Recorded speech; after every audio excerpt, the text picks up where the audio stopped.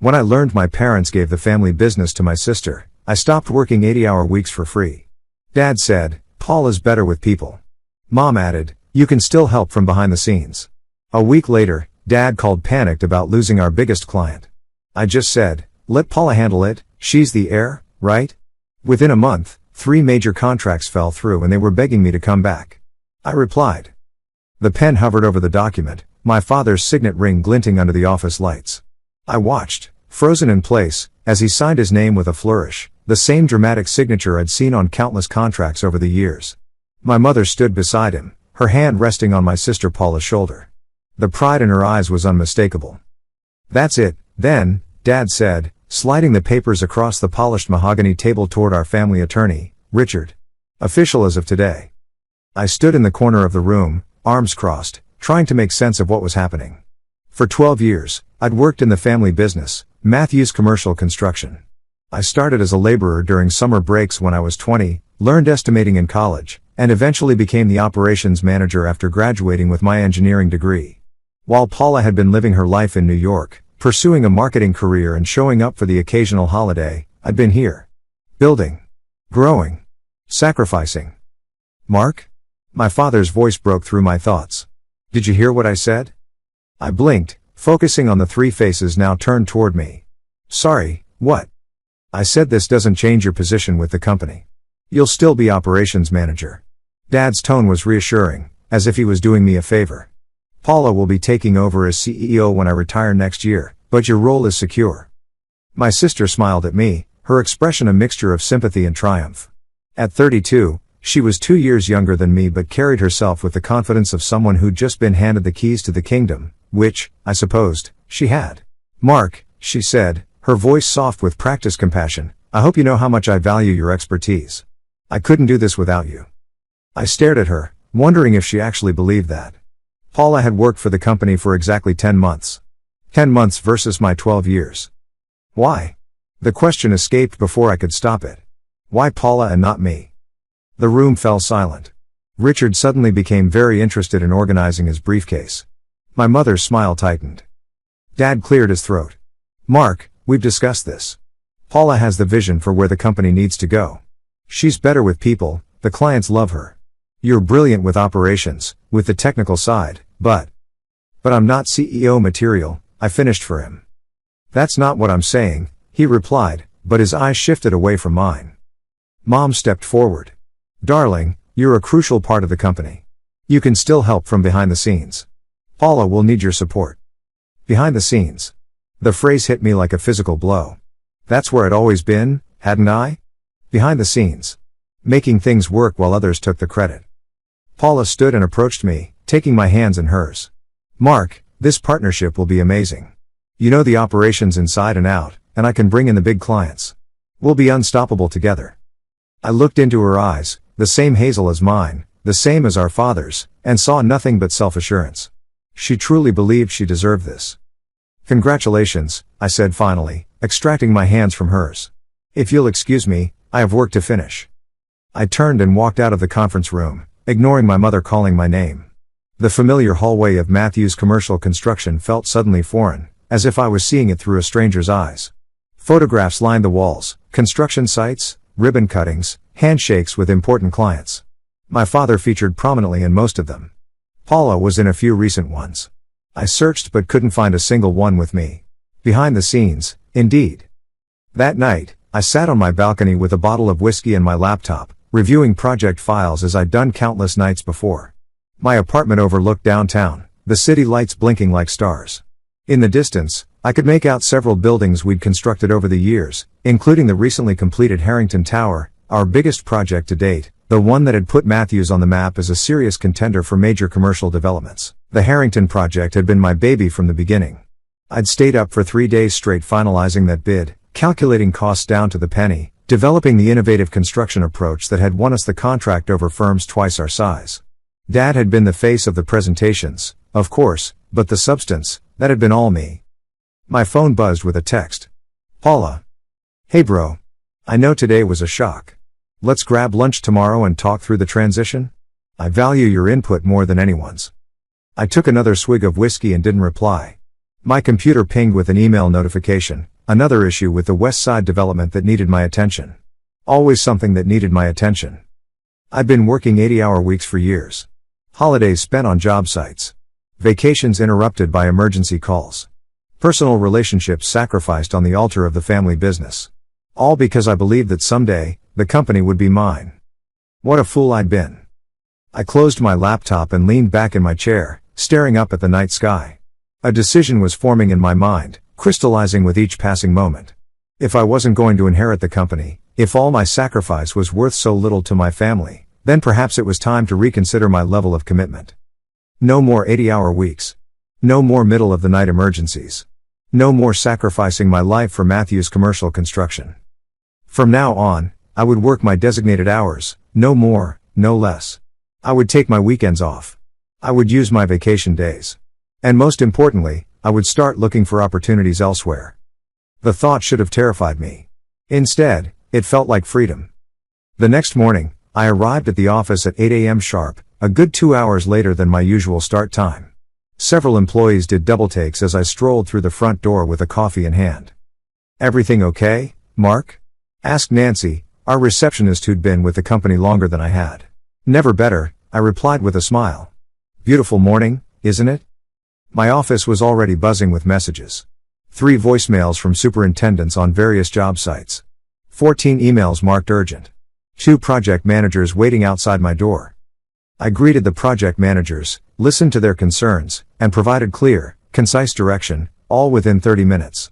No hand-holding, no taking on their problems as my own. Just straightforward management. At noon, Paula appeared in my doorway. "Ready for lunch?" "Can't today," I said, not looking up from my computer. "I've got plans." She hesitated. "Oh. I thought we were going to discuss the transition." "Nothing to discuss," I replied. "You're the heir. I'm operations. Business as usual." "Mark." Her voice had that cajoling tone she'd perfected since childhood, the one that usually got her whatever she wanted. "Don't be like this." I finally looked up at her.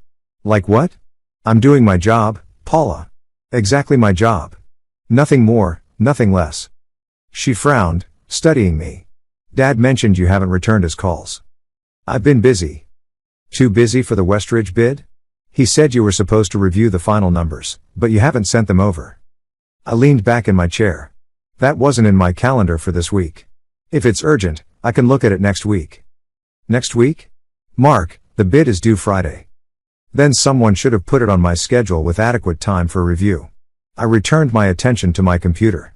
"I'm sure you can handle it, though. You're better with clients, after all." The silence stretched between us until Paula finally spoke, her voice tight. "Fine. I'll tell Dad you're unavailable." "You do that." After she left, I sat back and took a deep breath. Part of me felt guilty, I'd never been one to shirk responsibility. But a larger part felt a grim satisfaction. Let them see what happened when I stopped working myself to death for a company that would never be mine. At exactly 5 p.m., I shut down my computer, gathered my things, and walked out of the office. I didn't check if there were any last-minute emergencies. I didn't make my usual rounds to ensure everything was set for the next day. I just left. The freedom was intoxicating. The Westridge bid went out without my review. We lost it to a competitor by a narrow margin, a mistake in the materials estimation that I would have caught immediately. My father called me into his office the following Monday. "What the hell is going on with you?" he demanded, face flushed with anger. "We lost Westridge because of a rookie mistake in the bid." I sat calmly across from him. "That's unfortunate." "Unfortunate? We've been courting Westridge for 3 years. This was our chance to break into the healthcare sector. I believe Paula was handling that bid," I said evenly. "You know she doesn't have your eye for the technical details yet," he snapped. "She needed your expertise on this. And if someone had scheduled time for me to review it properly, I would have provided that expertise. During business hours." Dad's eyes narrowed. "What's that supposed to mean?" "It means I'm no longer available 24/7.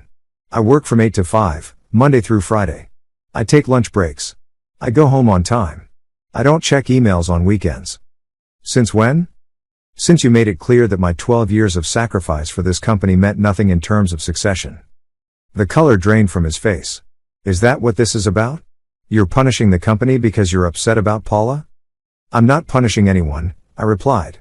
I'm simply adjusting my work-life balance to reflect my actual position in the company, an operations manager with no stake in its future. You have the same stake as always. Nothing's changed in your compensation package. Everything's changed, Dad. You can't expect me to work like an owner when you've made it clear I'll never be one. He ran a hand through his graying hair, frustration evident in every line of his face. I need you, Mark. The company needs you. And I'm here. During business hours. Doing exactly what my job description entails, no more, no less. Dad stared at me for a long moment, then sighed. I've got a meeting with the Harrington Group on Thursday. Their CFO specifically asked that you be there. Something about wanting to discuss the cost-saving measures you implemented on their tower project. Thursday? I checked my calendar. I can make 10 to 11 a.m. work. The meeting's at 9. Then I'll be there for the second half. I stood up. Is there anything else? He looked at me as if seeing a stranger. Perhaps he was. No, he said finally. That's all. As I walked back to my office, I could feel the eyes of employees on me. Word had gotten around about the Westridge bid. People were whispering, wondering what was happening with the Matthews family. Let them wonder, I thought. Let them all wonder. The meeting with the Harrington Group was a disaster.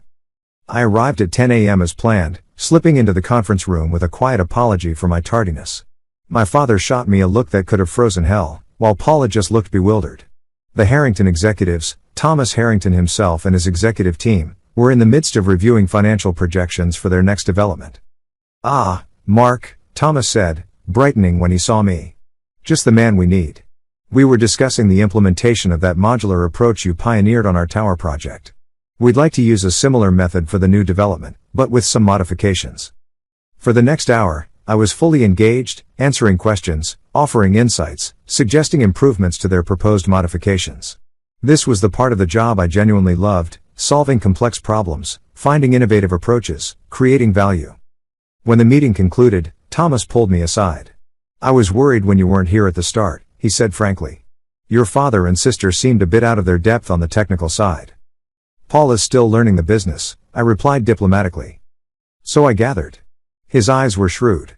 Your father mentioned she'll be taking over as CEO. Interesting choice. I said nothing, which seemed to tell Thomas everything he needed to know. Well, he continued, I want you to know that Matthews got the Harrington account because of you, Mark. Your expertise, your creativity, your attention to detail. I hope that doesn't change, regardless of the company's internal arrangements. I appreciate that, Thomas. He handed me his card. If you ever decide to make a change, give me a call. We're always looking for talent like yours. I pocketed the card with a nod of thanks. As Thomas and his team left, my father approached, his expression a mix of relief and lingering anger. You saved that meeting, he admitted grudgingly. I did my job, I corrected him. Where were you for the first hour? I told you I could only make it from 10 to 11. I had other commitments. Dad's jaw tightened. What commitment could possibly be more important than the Harrington Group? My life, I replied simply. Now, if you'll excuse me, I have work to finish before the end of the day.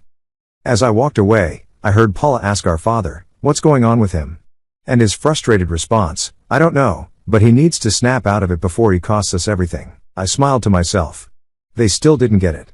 They thought this was a temper tantrum, a phase I would eventually move past. They had no idea that I was already drafting my resume and reaching out to industry contacts. No idea that Thomas Harrington's card wasn't the first such offer I'd received over the years, just the first one I was seriously considering. Let Paula handle it, I thought. She's the heir, after all. A week later, all hell broke loose. I was reviewing superintendent reports when my father burst into my office, face ashen. Harrington just called, he said without preamble. They're reconsidering their future projects with us. I looked up slowly. Why would they do that? Apparently, there's been a misunderstanding about the timeline for their new development. Paula met with Thomas yesterday and committed to a completion date 4 months earlier than what we discussed in the meeting. That's not possible with their design requirements, I said flatly. Not unless they want to increase the budget by 40%.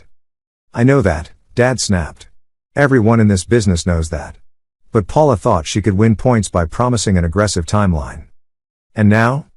And now Thomas is saying either we honor the timeline Paula promised, or they'll reconsider their relationship with us. $15 million in future contracts, Mark. At risk. I leaned back in my chair, letting the information sink in. What do you want me to do about it? Dad stared at me in disbelief. What do I want you to do? I want you to fix this. Call Thomas, explain the situation, work out a compromise. He respects you. That sounds like a CEO problem, I observed. Or an air problem. Not an operations manager problem. Mark, for God's sake, this isn't the time for your attitude. The company is at stake. The company that will never be mine, I reminded him. The company you've made clear belongs to Paula's future, not mine. So let Paula handle it, she's the heir, right? The color returned to my father's face in a rush of anger. Is that what this is about? You're willing to let our biggest client walk away because your feelings are hurt? My feelings aren't hurt, Dad. I've simply adjusted my investment in this company to match its investment in me. He ran his hands through his hair in frustration. What do you want? A title? Fine, we'll make you co-CEO with Paula. No, I said quietly. I don't want a consolation prize. What I wanted was for my 12 years of sacrifice to mean something. What I wanted was for you to see my value before you were in crisis. Now it's too late. Dad's expression shifted from anger to something like fear. You can't mean that. This is your family, your legacy. No, I corrected him. It's Paula's legacy now. You made that decision, not me. He opened his mouth to respond but was interrupted by his phone ringing. He checked the screen and cursed. It's Thomas. I have to take this. Good luck, I said, turning back to my work. Dad hesitated in the doorway, looking lost in a way I'd never seen before. Then he answered the call and was gone. I sat in the silence of my office, a strange emptiness opening inside me. I should have felt vindicated, seeing my predictions come true so quickly. Instead, I felt hollow. This company had been my life for so long. Watching it falter should have hurt more than it did. Maybe I was already detaching myself from Matthew's construction. Maybe that was a good thing. The Harrington crisis was just the beginning. Over the next month, 3 more major contracts fell through due to missteps in client management. Paula, for all her supposed people skills, was drowning. She didn't understand the technical constraints that informed our pricing and timelines. She made promises our teams couldn't keep. She focused on landing new clients while neglecting the relationships with existing ones. Meanwhile, I did exactly as promised, no more, no less than my job required. I managed operations efficiently during business hours. I didn't attend evening client dinners. I didn't work weekends to bail out failing projects.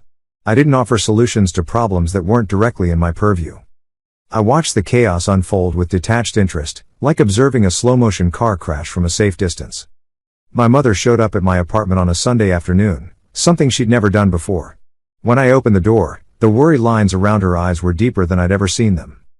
May I come in? She asked. I stepped aside, gesturing her in. My apartment was spartanly furnished. I'd never spent much time here, always too busy working. Now, with my newly reclaimed evenings and weekends, I'd started to make it more of a home. New bookshelves lined one wall, filled with engineering texts and novels I'd been meaning to read for years. A half-finished model of the Harrington Tower sat on my dining table. Mom noticed it immediately. You're building a model of the tower? Just a hobby, I said with a shrug. Something to do with my free time. She ran her fingers along the edge of the table, not meeting my eyes. Your father is worried sick. The company is in trouble, Mark. I'm aware. Paula is trying her best, but she's not qualified to run a construction company, I finished for her. She never was. Mom's eyes flashed. That's not fair. She has other strengths. Being your favorite isn't a business qualification, Mom. She recoiled as if I'd slapped her. Is that what you think? That we favored Paula? Didn't you? You gave her the company despite her having no relevant experience or demonstrated commitment. What would you call that? Mom sank onto my couch, suddenly looking every one of her 62 years. We thought. Your father thought she could bring fresh perspectives. New ideas. And you were so good at the operational side. So good you took me for granted, I said quietly. So reliable you assumed I'd always be there, working myself to death for a company that would never be mine. The company has always been yours too, Mark. I laughed without humor. No, it hasn't. And now you're here because you're finally realizing what that means. Mom's eyes filled with tears. Your father wants to talk to you. Really talk. About the future, about your role. Will you meet with him? I considered refusing but found I didn't have the heart for it. Despite everything, these were still my parents. When? Tomorrow evening. Dinner at the house. She stood and moved toward the door, then paused. He's not sleeping, Mark. None of this is easy for him. It's not easy for me either, I replied. The difference is, I've had 12 years to get used to disappointment. After she left, I returned to my model of the Harrington Tower, carefully gluing tiny pieces together. Each component perfectly placed, each connection secure. If only real life could be engineered with such precision. I arrived at my parents' house at exactly 7 p.m. the next evening. The familiar Georgian-style home looked the same as always, immaculately maintained, imposingly elegant.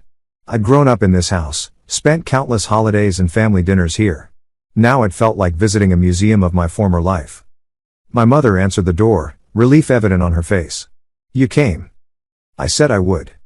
She led me to the dining room, where my father and Paula were already seated. Paula looked up with a strained smile, dark circles under her eyes.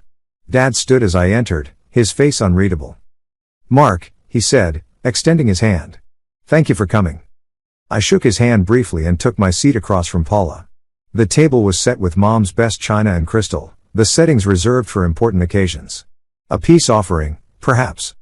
Dinner was a tense affair. We made stilted small talk about the weather, about my mother's garden, about anything but the company. Finally, as the dessert plates were cleared, my father cleared his throat. I think we should discuss the situation at Matthews Construction, he said. What situation is that? I asked, though we all knew. Dad's jaw tightened. We've lost 3 major contracts in 5 weeks. The Harrington Group is threatening to reduce their future projects with us. Subcontractors are getting nervous about our stability. The situation, Mark, is that the company your grandfather founded, that I built into what it is today, is in danger of serious decline, and you think that's my fault? I think you could help prevent it if you wanted to, he replied evenly. Paula leaned forward. Mark, I know I messed up. I'm in over my head, and I can admit that. But this is our family legacy. Please don't let it fall apart because you're angry with us. I studied my sister's face, the genuine distress there, the humility that was new for her. It's not about anger, Paula. It's about value. About recognition. We recognize your value, Dad insisted. That's why we're here. We need you back, fully committed. On what terms? Dad exchanged a glance with my mother. Equal partnership with Paula. Co-CEOs, with a clear division of responsibilities. You handle operations, technical oversight, project management. She handles business development, client relations, marketing. And succession? I pressed. What happens when you fully retire? The two of you will share ownership equally. 50-50. I sat back, considering the offer. It was more than I'd expected, a complete reversal of their previous decision. But something felt hollow about it. This wasn't a recognition of my value, it was a panicked response to crisis. Why the change of heart? I asked. 6 weeks ago, Paula was the clear heir. What's different now, besides the company being in trouble? Dad's expression hardened. You want me to say I was wrong? Fine. I was wrong. I underestimated how crucial your specific expertise is to the company's success. I overestimated how quickly Paula could learn the business. I made a mistake in judgment. Is that what you need to hear? Robert, my mother murmured, placing a hand on his arm. I shook my head slowly. What I needed was for you to see my value before the crisis. To recognize my 12 years of dedication before everything started falling apart. To choose me because I earned it, not because you're desperate. So what are you saying? Dad demanded. You'll let the company fail out of pride? No, I replied. I'm saying I'm done working for Matthews Construction. The silence that followed was absolute. Paula's face crumpled. Mom's hand flew to her mouth. Dad just stared, disbelief etched in every line of his face. You can't mean that, he finally said. I do. I reached into my jacket pocket and withdrew an envelope, placing it on the table. My formal resignation, effective 2 weeks from today. I've accepted a position with Harrington Development as their new Chief Operations Officer. Harrington? Dad's voice was barely a whisper. You're going to work for Thomas? He made me an offer I couldn't refuse. Full executive authority over operations. A significant ownership stake after 5 years. Recognition of my expertise and value from day one, not as a desperate afterthought. Paula found her voice. You're abandoning us? Your own family? No, Paula. The family abandoned me when you decided I was only good enough to work behind the scenes while you took center stage. I'm simply recognizing that reality and making the best choice for my future. Dad pushed back from the table, anger replacing shock. So that's it? 12 years, and you just walk away? To our biggest competitor, no less? I gave Matthews Construction 12 years of my life, Dad. 80-hour weeks. Holidays. Weekends. Personal sacrifices you can't even imagine. And when it came time to decide the future of the company, you didn't even consider me. You just assumed I'd keep working myself to death to support Paula's inheritance. We've offered to fix that mistake, Mom interjected. Equal partnership. Equal ownership. Too little, too late, I said, rising from my chair. I've made my decision. Mark, please, Paula's voice broke. We can work this out. The company needs you. I need you. I looked at my sister, really looked at her. The golden child. The favorite. Always the center of attention. For the first time, I saw fear in her eyes. Fear in the dawning realization that she was out of her depth. You should have thought of that before you accepted a company you weren't qualified to run, I told her quietly. Actions have consequences, Paula. Welcome to the real world. I turned to leave, but my father's voice stopped me at the door. If you walk out now, don't expect to be welcomed back, he said, his voice thick with emotion. You're choosing to become our competitor. There's no coming back from that. I paused, my hand on the doorframe. I'm not your enemy, Dad. I'm just not your safety net anymore. You made your choice, and now I've made mine. The drive home was surreal. I felt lighter than I had in years, as if a weight I'd carried for so long had finally been lifted. There was sadness there too, for the family relationships that would never be the same, for the dream of leading Matthews Construction that had died 6 weeks ago. But mostly, there was anticipation. A new beginning. A chance to be valued for my skills, to build something on my own terms. My phone buzzed with texts from both Paula and my mother, begging me to reconsider. I silenced it and tossed it onto the passenger seat. Their panic wasn't my problem anymore. For the first time in 12 years, I was free.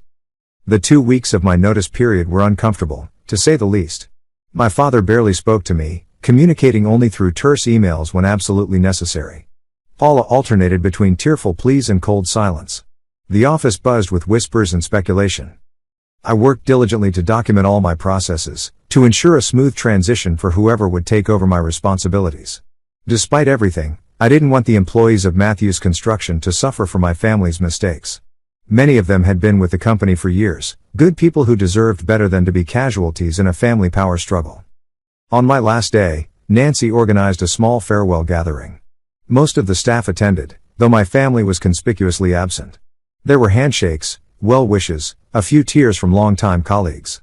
I promised to stay in touch, knowing that some friendships would survive this transition and others wouldn't.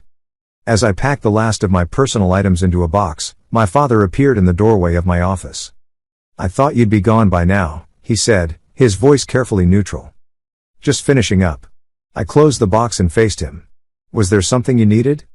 He entered the room slowly, looking around at the now bare walls where my engineering degrees and project photos had hung. The Harrington Group officially notified us they won't be pursuing additional projects with us. I'm sorry to hear that. Are you? His eyes met mine, searching. Thomas made it clear they're following you to your new position. I nodded. He values my expertise. As did I, Dad said quietly. Maybe I didn't show it the right way, but I always valued what you brought to this company, Mark. Just not enough to see me as its future leader. He sighed heavily. I made a mistake. A father's mistake, thinking I knew what was best without actually seeing what was right in front of me. Is it too late to fix it? For a moment, I almost wavered. This was my father, the man I'd looked up to my entire life, the man whose approval I'd sought through years of dedicated work. But then I remembered the look on his face when he signed the company over to Paula. The casual way he dismissed my ambitions with Paula's better with people. The assumption that I would continue working myself to exhaustion behind the scenes while she took the spotlight. Yes, I said finally. It is too late. I've signed a contract with Harrington. I've given my word. Dad nodded slowly, as if he'd expected this answer but hoped for different. You always were a man of your word. That's something I always admired about you. He extended his hand. After a moment's hesitation, I shook it. Good luck, Mark. I mean that. Thank you. I wish the same for Matthews Construction. As he turned to leave, he paused in the doorway. The door isn't closed forever, you know. If things don't work out at Harrington. If you ever want to come home. This isn't my home anymore, Dad. You made sure of that. He flinched slightly but nodded in acknowledgement. Goodbye, son. Goodbye, Dad. After he left, I stood in the empty office for a long moment, memories washing over me. My first day as operations manager. Late nights poring over bids. The celebration when we landed the Harrington Tower contract. So much of my life had been spent within these walls. But that chapter was closing. It was time to write a new one. I picked up my box and walked out, nodding goodbye to Nancy as I passed the reception desk. Outside, the afternoon sun was bright, the future stretching before me like an open road. My phone buzzed in my pocket, Thomas Harrington, probably calling to confirm my start date on Monday. As I loaded my box into the car, I glanced back at the Matthews Construction sign above the entrance. The family name that had defined me for so long. My heritage, my burden, my almost legacy. Not anymore. I got into my car and drove away without looking back. No longer behind the scenes, but center stage in my own story. No longer taken for granted, but valued for exactly who I was and what I could do. It wasn't the ending I had once imagined for myself. It was better, a beginning of my own making. And as for Matthews Construction? Let Paula handle it. She was the heir, after all. But I was finally free. 6 months later, I stood in Thomas Harrington's office, overlooking the city skyline. The Harrington Tower, my tower, in many ways, gleamed in the afternoon sun, a testament to what I could accomplish when my talents were recognized. The board approved the expansion plan, Thomas said, sliding a folder across his desk. They were particularly impressed with your efficiency projections. We're greenlit for the West Coast offices. I leafed through the documents, a sense of pride warming my chest. In half a year, I'd transformed Harrington's operations, streamlining processes and introducing innovations that had increased profits by nearly 20%. That's excellent news, I replied. When do we break ground? Next month. And they want you to oversee the initial setup personally. Thomas leaned back in his chair, studying me. You've exceeded every expectation, Mark. I knew you were good, but this. He gestured to the performance reports on his desk. This is exceptional. Thank you for the opportunity to prove it. No need for thanks. In business, recognizing talent is just good sense. He paused, his expression turning curious. Have you heard from your family lately? The question caught me off guard. I'd managed to avoid thinking about Matthews Construction, about my parents, about Paula, for weeks at a time. Not directly, no. I heard through the grapevine that they're struggling. Lost the Westmore project to Klein and Associates last week. I nodded, feeling a complicated mix of emotions. Satisfaction, yes, but also a faint echo of regret. Not for my decision to leave, never that, but for the family relationships that had been casualties of that choice. They made their bed, I said finally. Thomas nodded thoughtfully. Indeed they did. Still, family is complicated. As I drove home that evening, Thomas's words lingered. Family was complicated. Despite everything, there were moments when I missed Sunday dinners at my parents' house, the easy banter with Paula before business came between us, the sense of belonging to something with roots deeper than my own life. My phone rang through the car speakers, a number I didn't recognize. Hello? Mark? It's Nancy. Nancy from Matthews. Our former receptionist. Nancy, good to hear from you. How are you? I'm fine, but... She hesitated. I thought you should know. Your father had a heart attack last night. The world seemed to tilt on its axis. Is he? He's stable. In the hospital. They're saying it was stress-related. Her voice softened. The company's in trouble, Mark. Real trouble. Your sister is in over her head, and your father's been working himself to the bone trying to keep things afloat. I pulled over, needing a moment to process this. Why are you telling me this, Nancy? Because despite everything, they're your family. And because there are 43 families who depend on Matthews Construction for their livelihoods. Good people who had nothing to do with how you were treated. After we hung up, I sat in my car, watching the sunset paint the sky in shades of orange and pink. 6 months ago, I'd walked away from Matthews Construction without looking back, determined to prove my worth elsewhere. I'd succeeded beyond my wildest expectations. I had nothing left to prove, to my parents, to Paula, to myself. Perhaps that was why, for the first time since leaving, I allowed myself to truly consider what was happening at my family's company. Not with satisfaction at their struggles, but with clear-eyed assessment of the situation. Matthews Construction was failing. My father was in the hospital. Dozens of families faced uncertain futures.